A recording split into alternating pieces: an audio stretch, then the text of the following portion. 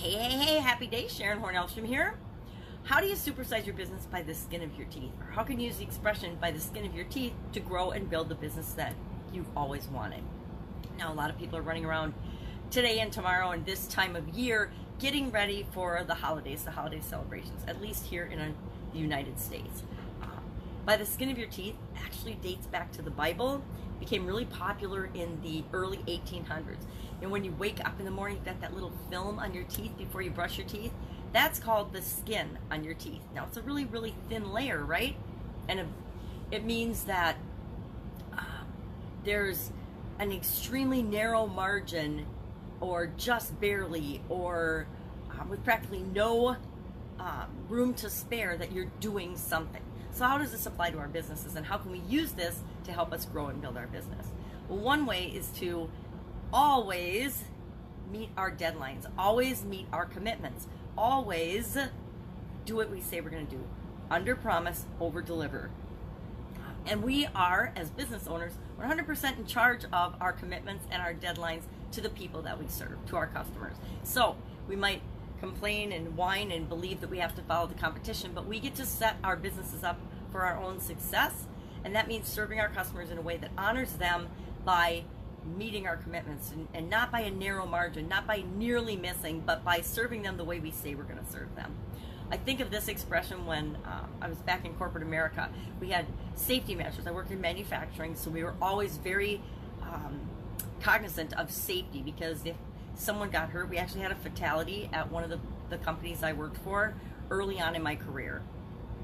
Manufacturing equipment, especially on a large scale, can be very, very dangerous. It's automated and very dangerous. So there's safety guidelines and safety rules that are in place to keep the employees safe.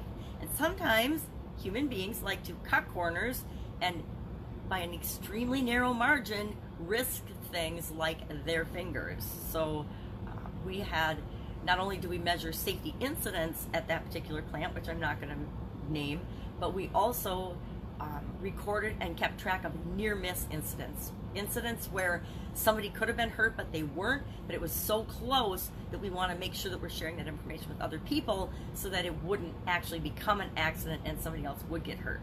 So a near-miss is a perfect example of a, by the skin of your teeth, narrow margin, missing a calamity or a trauma type incident. Have you ever been driving to work and you left like a couple minutes late only to see a really bad accident, or driving anywhere and see a really bad accident on the way and think to yourself, holy buckets, if I would have left on time, that could have been me, or could have been me and the kids. Have you ever found your keys right in the nick of time so that you wouldn't be late for work, or something like that? Any near miss, close shave is one that reminds me from my personal care days. Close calls. Have you ever made a decision or listened to your intuition at the last second about a vendor, and then you found out that that vendor was not reliable? Or about a business partner, you decided to not go into business with them by a very narrow margin, like at the last minute you decided, nope, not going to be our partner with you, and then come to find out that there was a reason down the road that that was a perfect decision, but you were this close to signing the contracts.